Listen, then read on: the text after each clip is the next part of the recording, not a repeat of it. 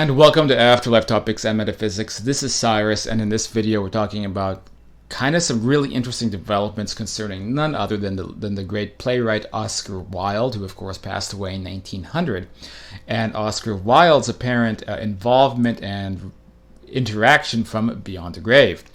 And so I'm going to get into that in this video, as well as talk a bit about the book Bonded by Love, where I included this story. So we've just released this book, about a few hours ago.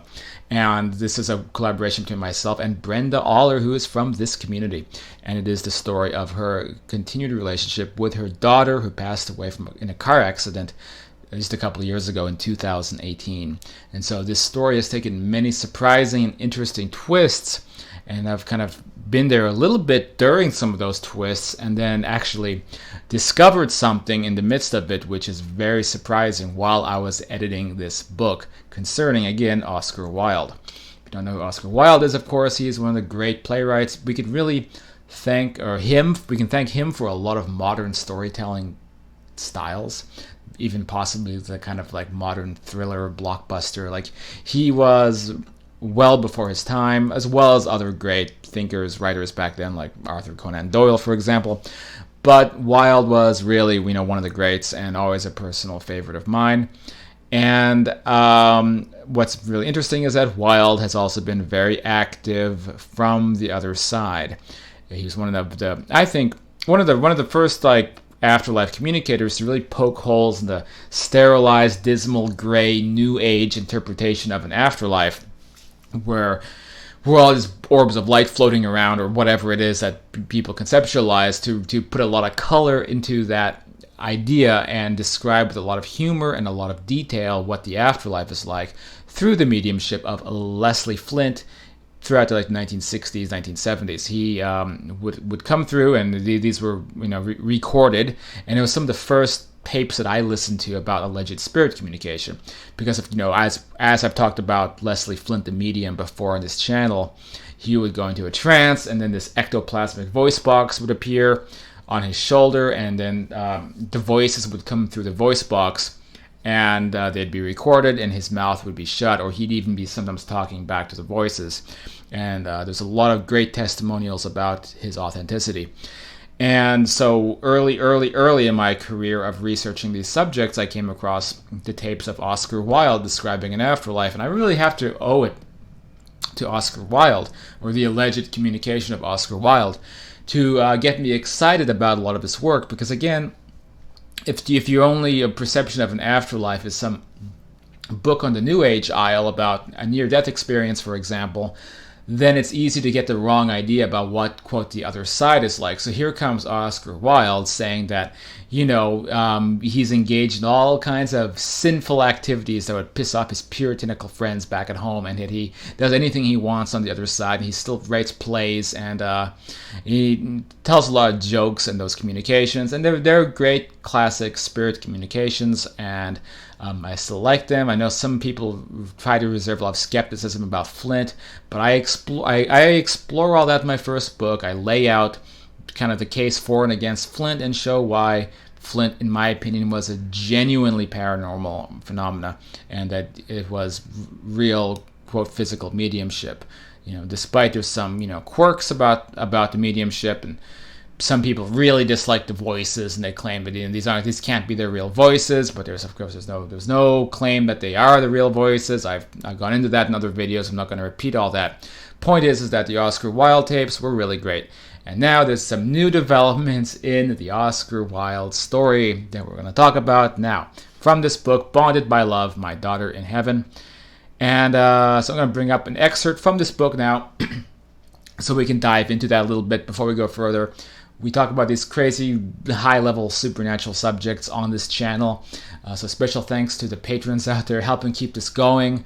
Also, I really appreciate that help, as I've been stranded in the lockdown in Philippines, and maybe I'm leaving here next week, finally going back to the USA. So I just want to give a special thanks to the patrons for helping keep the community going, helping keep my morale up, and helping keep this show on the road. So thank you for that.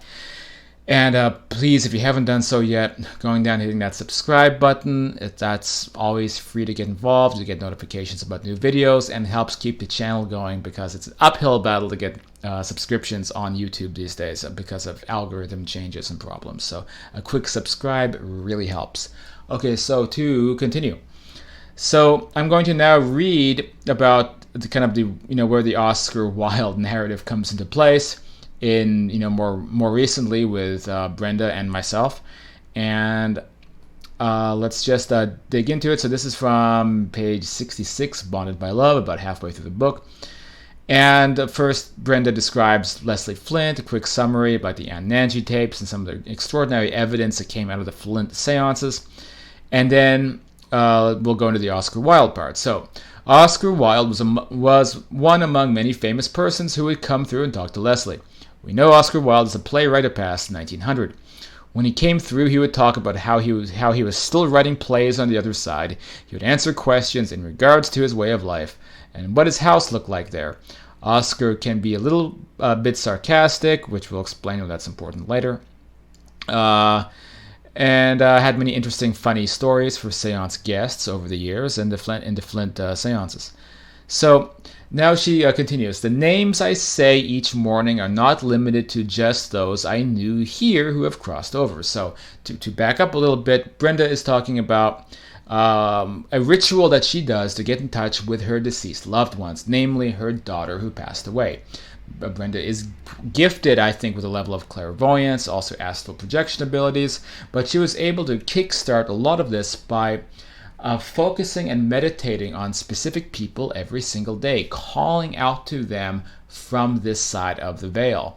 And then this will, not surprisingly, initiate contact experiences with those people, because, of course, the way telepathic powers operate in real life is, when you call out to someone with your heart, they will hear it, they will know that you're calling out to them.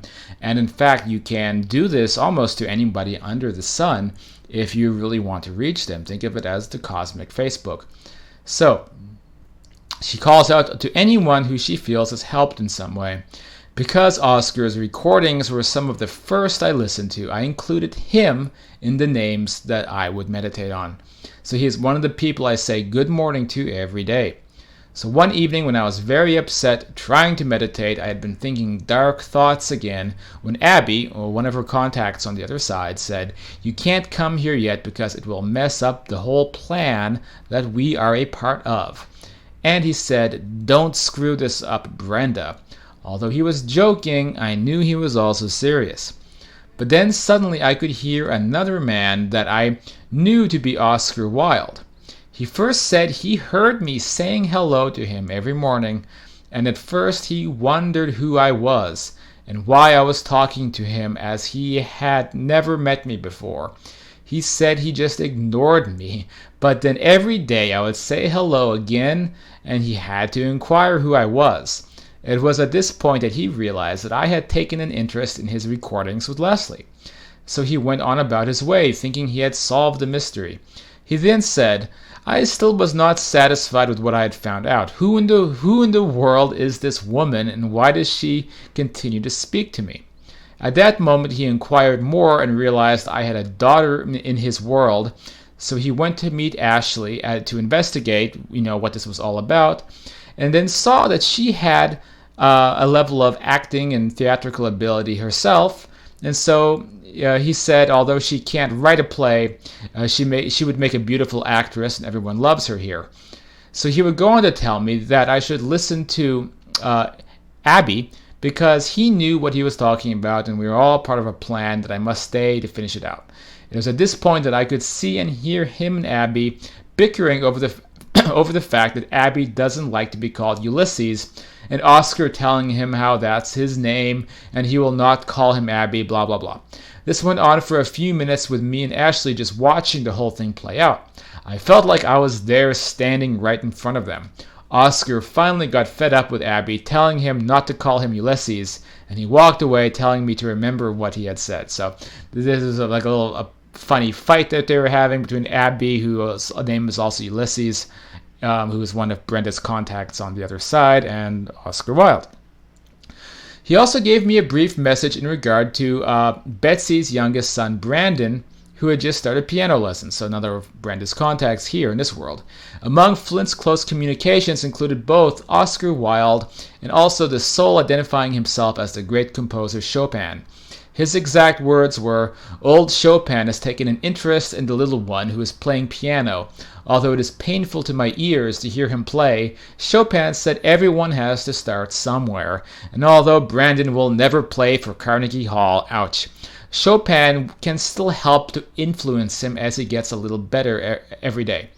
Brandon still plays piano, and he recently did a dedication to Ashley playing an Alicia Keys song. Oscar was just as sarcastic when he came to talk to me as I remember him being on the recordings with Leslie Flint. It also proved to me that if Kyle and Oscar could hear me saying good morning, then they all must be able to hear me, so anyone you call out to, you can potentially hear." So some people might be reading this and thinking this is kind of far-fetched. Is Oscar Wilde really coming through and visiting this lady? There's two things I have to say about that. One, I haven't gotten to the next part of the video yet. And number two, so those of us who do astral projection, we are aware that this is something that can happen. When you call out to somebody, when you call out to almost anyone out there, you are basically cosmically giving them a telephone call, and there is a potential you will be visited. And I will, I have to point out that this has happened to me before, in particular with the occultist Aleister Crowley. And I talk about that story in my first book, where that was a straight up, very high level visitation experience as a result of only minimal sort of communication from this side, or intention, in this case with a very dark character from history, but it was still a very educational, interesting, informative experience, and very, very positive and such. But that just gives you an idea that yes, people from history, especially people with an interest in the communications between both worlds, you have to, it's possible to call out to them and have astral experiences after you do that cosmic Skype call. Okay, so what's the juicy part? What's the news that I'm talking about in this video? How was this story that Brenda put up there of having contact with Oscar Wilde, and that Oscar Wilde has Brenda's daughter working at his theater, and how is any of this verifiable? Okay. A lot of you guys know who Sonia Rinaldi is. Sonia Rinaldi is the great instrumental transcommunication researcher. So Sonia, of course, I know that there's a great interview I have with Sonia on this channel. If you go back a few months ago, or just stick it in the search box, it'll come up. And Sonia, of course, brings in crystal clear images of people on the other side waving at the camera, saying hello. And these are, of course, original images. They're not pulled off Facebook. They're not Photoshop attempts. Sometimes, if Grandpa passes away, he will appear in the Sonia Rinaldi, in the Sonia Rinaldi images, looking 30 years younger and in an original expression, original pose. So Rinaldi, I think, is legitimate paranormal stuff going on. It's also because there's so many cases of people coming through Rinaldi's equipment and nobody knows who they are. And so that's where this comes in. So while I was editing Brenda's book in early 2020, I was staying in touch with actually Sonia Rinaldi's assistant, Amy, and I was looking at a list of what would be the recent images that have come through. Now, I want to point out, Sonia Rinaldi is a big feature in this book. In this book, we learn about exactly what goes on the astral side when you go to visit the research station where your face gets scanned and sent into this excuse me, where your face gets scanned and sent into this world. So Brenda's daughter was going through Sonia Rinaldi and coming through her equipment, and in this book, we have the images of Brenda's daughter Ashley, who appeared through the Rinaldi research station. All right, so at this time, Ashley was coming through in all these equipment, and that was easily identifiable and confirmed. So as Ashley's face multiple times appearing through Rinaldi. And a few months after this happened, I was editing this book, and I read this story about Oscar Wilde, right? So I was looking through some of the more recent unidentified images coming out of the Rinaldi group, and I discovered, lo and behold, an image that would appear to be Oscar Wilde. And so I'm going to bring that up real quick on the screen, bottom right side of the screen, if they'll let me. So this image came up, which looks darn similar to Oscar Wilde. So now I have to, again, quell the skeptics, because they'll be thinking, well, maybe Sonia Rinaldi is a fake, and then she knew that Brenda wrote this whole story about being visited by Oscar Wilde and how she was involved with her narrative. So they decided to throw a couple images of Oscar Wilde into the unidentified image list. Well, I have news, and this is why I think this is pretty remarkable. Nobody else knew about Brenda's contact with Oscar Wilde except Brenda and a couple of her friends on like an Afterlife Zoom conference call that had no relationship to Sonia Rinaldi. When I contacted Sonia's assistant Amy about this, I asked her about this image, and then she described it as an unidentified image. They don't know who it was. Very old-timey looking. It was very intriguing to them, but they lumped it in with dozens or hundreds of other images that are not identified yet. So when I was scrolling through and I saw this image, it stood out in my mind immediately. And then when I went back to reading the story from Brenda's book and what happened, and then it just made sense. So Ashley and Oscar Wilde were hanging out. Oscar Wilde hired Ashley to work in his theater, and around this time, Ashley was visiting the Sonia Rinaldi research station. Oscar Wilde took an interest in what Ashley was doing, decided to go with her to the research station, where he also got scanned. Later, after the fact, Brenda told me about a bit of ongoing communication or verification from Oscar that he did indeed do these things, that he went with Ashley to go try to get his image to come through the research equipment, and that he was planning to hopefully go back to the station again in the near future and to try to do it again. So why is this a very interesting, in my opinion, highly verified kind of supernatural thing that happened? Because no one else knew about Brenda's contact with Oscar Wilde. So this was just me editing her book, and that she told a couple other people. So we were kind of saving all that for the book release, right? So there was no way that Sonia Rinaldi could have known about that. So there's no way that Amy, the assistant, could have known about that. So they didn't know what this picture was or who it was. I found the picture, I identified it. It's very, very clearly Oscar Wilde. So why would Oscar Wilde be appearing through Sonia's equipment at the same time, roughly around the same time that Ashley is appearing through Sonia's equipment?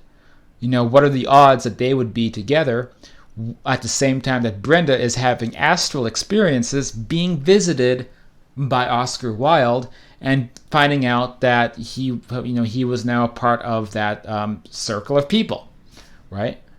Because she had called out to him because she was a fan, like I was always a big fan of the Oscar Wilde communication tapes, right? Do you see where I'm getting at here?